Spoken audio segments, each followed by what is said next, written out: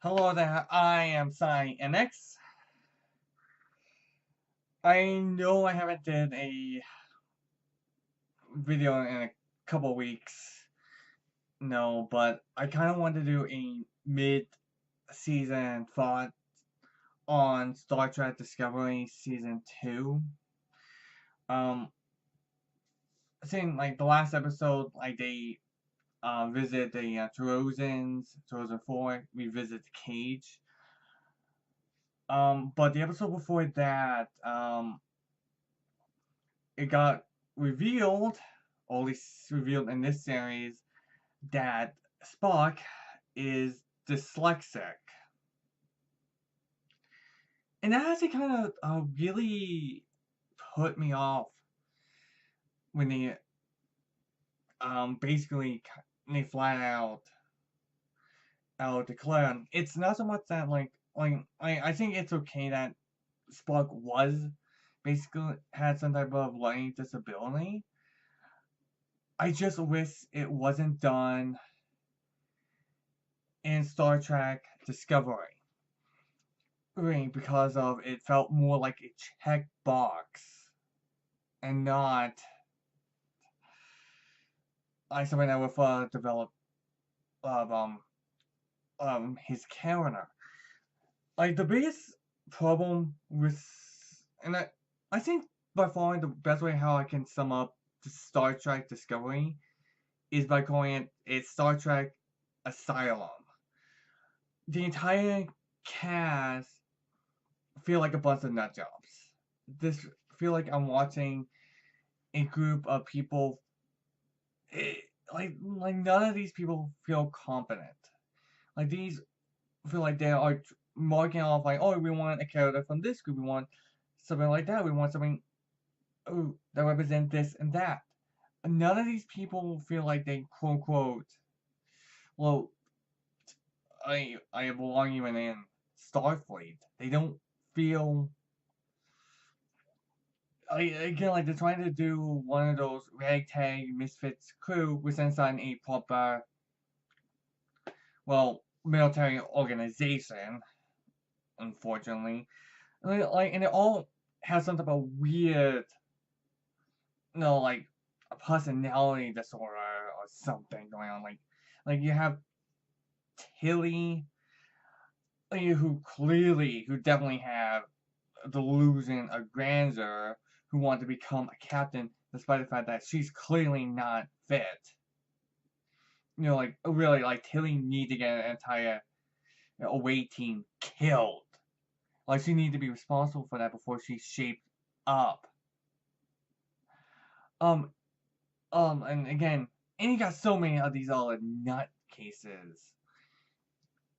It says like Dane Foley was in the series they introduced Pike, who is by far the best counter who they have next to Saru, but Saru has his own problem. But Pike definitely is coming off of being the most stable member of the cast. I mean, and Ensign Pike is doing a fantastic job in my opinion. Some people may hate him, some people may not, but I think Pike is currently the best character. And speaking about the best, the worst character is unfortunately Burnham. Is again, like I want to give this season a little bit of credit. They are trying to work with her, trying to develop her character, but it just feels like they don't know what they're doing with her. Like I don't think they know how to handle this character at all. Oh, because even though she is showing more emotion, she is emoting more. It doesn't feel natural. Like every time she is on screen, it's like I'm getting the impression that the actress can't act, which I doubt. I'm thinking the writers just don't know what to do, how to handle this character because of. And here's something very interesting, and this is probably is the best way to describe Michael Bond. She came from a sociable society to an anti social society and assimilate there, become basically just as good as any of the other Vulcans, and then she had to kind of re-assimilate into the sociable society. And that's kind of thing. A bottom should be struggling with, there should be some type of struggle with how she interact with the crew. And but so far, none of it. Like she's coming off as being, you're being very sociable. Well, and again, and the Vulcans are anti-social. They are pro anti-social. Partially why I like them, but again, and you have like all this like social justice warrior, social justice warrior with a counter who come from anti-social society. Like really, like you guys have any idea what you're doing with this? The Vulcans are basically the Japanese. Okay, they're basically Japanese, and yet, but like, there's none of that struggle. Like, there's the area of it that should felt more like Spock isn't there. Now, I know some people may compare comparison like, oh, she likes 7-9. 7-9 is a very different case. With 7-9, she's basically coming from a society of social media. And now what the boy is, it's basically being constantly surrounded by communication to basically only a truck wagon far away where she only have a handful of people to interact, and she had to basically interact physically, as opposed to typing on the keyboard or whatever image. Again, like basically picture yourself, so like cut yourself off the internet and go out in the woods. That's basically how 7-9 is. Bottom is a very different case. And the sad unfortunate truth is that I've seen characters like this. Heck, I'm writing a character like this. This. Like you can do something good and interesting. Star Trek had done these type of characters before, but like no, well they have to make her so perfect and everything, without realizing like you're not allowing her to struggle. I know that she is trying to reconnect with her family, which is good. I'm giving the character credit, but she should be struggling more. And that's the problem. Like, you have the fact that even Spock admitted that he looked up to her. Like, wait a minute. Spock is dyslexic, and I'm so glad he's not autistic. I'm gonna get that in a bit. Spock is dyslexic. He has a disability. And he immediately became more redeemable than this run-of-the-mill human who basically doing everything, saying just as good, if not better, than any of the other Vulcans. You gotta be kidding me. I'm sorry, that is by far like the definition of a Mary Sue.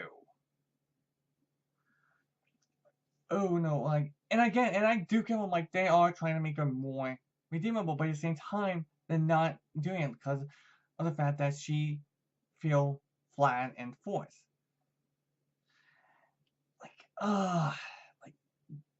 Like, and I blame the writers for this. Now, I'm hoping the series will pick up, but I'm honestly feeling like that she's a lost cause. And do you know what, by far, there wasn't yet about her counter? Her counter journey is already done. She's very clearly a counter who went, her entire journey is over and done with. That's her counter. Her journey is done. Done. So let her go. By the end of the season, you're just going to have to kind of let her go, unless you can figure out something new to deal with her. But as of right now, I know I think all the really interesting parts about her is done. Now, now let's get on to a little bit about Spock from what we've seen of him and the whole dyslexia thing. I am so glad that they did not make him autistic. As many of you guys can tell, if you're still watching this, I'm autistic.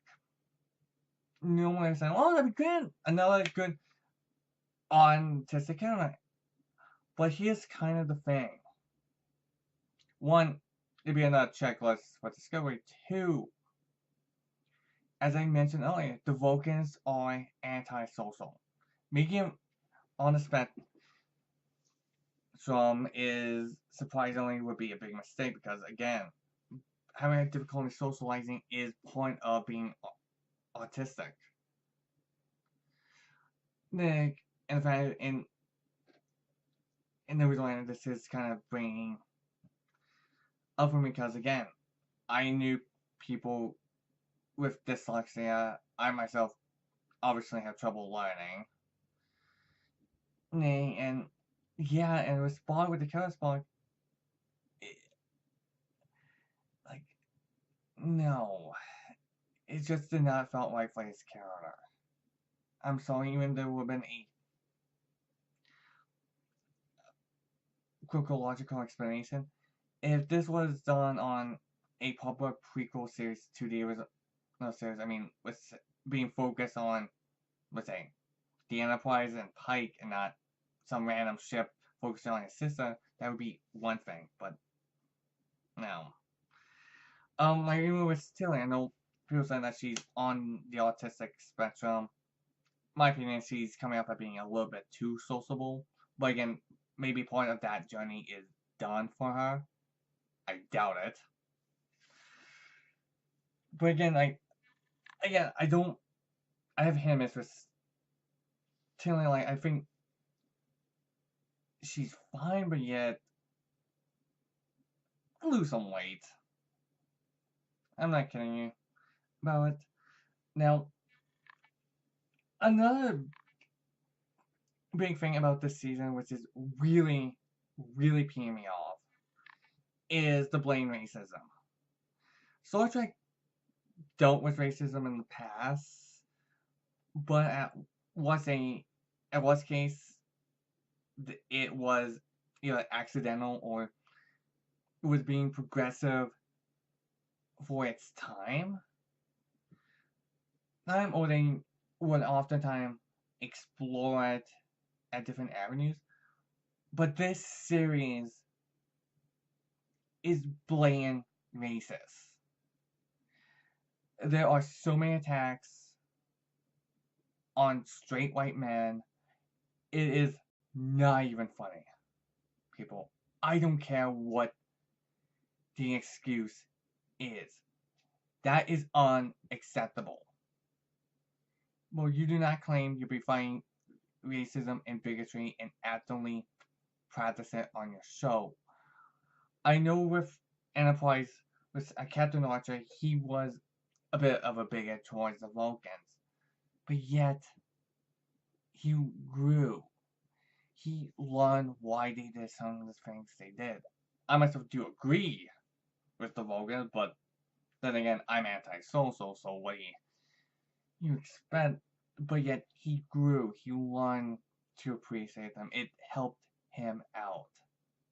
Oh, he gained past it. But Discovery, no. No, we don't see any type of a situation like that. They're just being racist for the sake of being racist. Wokeness is by far the new racist. Like, I would not support this type of discriminatory behavior. I would not, like I said, I do not support this. If this keeps up for down the rest of the season, I am already thinking about just flat out boycotting season 3. I will not support the show after this. Period. And the last thing I want to talk about is something that is more of a minor nitpick. This series clearly cannot handle science fiction, specifically with the warp drive. Guys, hyperdrive and warp drive are not the same thing because they clearly have no sense of distance. Oh, within like the last episode with the Trojans, like, oh well, like I mentioned, like, oh yeah, we're going to be going to Millennium Coast for Starbase 2, which is like 2 light years away. 2 light years away. Do you have any idea how insanely close that would be? Like literally, like I think like the edge of our solar system is like at least a light year. You know, and the closest solar to us is 4 light years.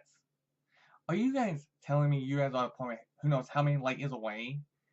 And there's like a starbase 2 light years away from a dangerous planet?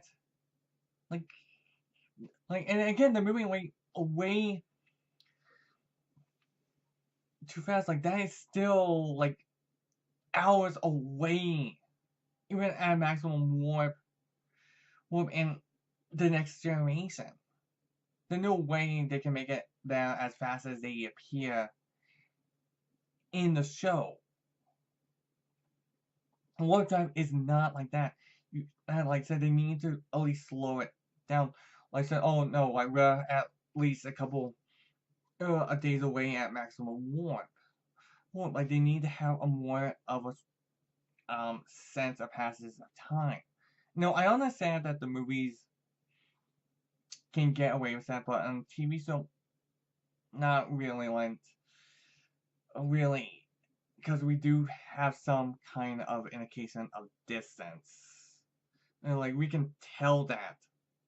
Like I said, we know that Vulcan is at least 16 light years away from us, and they're probably as of right now like 100 light years from that. Like you guys got to kind of slow things down. Now give a sense of distance to space. Space is vast. Okay? Have more indication on how long it's going to take. Give us a sense of that. That's how the other series do it. Again, they're not perfect, but you guys are repeating this in the show.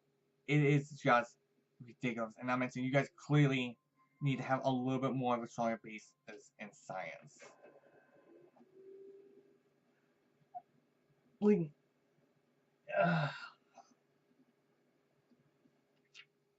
again, I think that's pretty much all I have to say in the matter. Thanks guys for watching this. If you like this video, please subscribe. Hopefully this series will get better. I gotta admit, it has made some improvements. I'm just not satisfied. This is INX. Sign. Catch you guys next time. Then, and again, sorry again. I just been busy working on my comic. Later.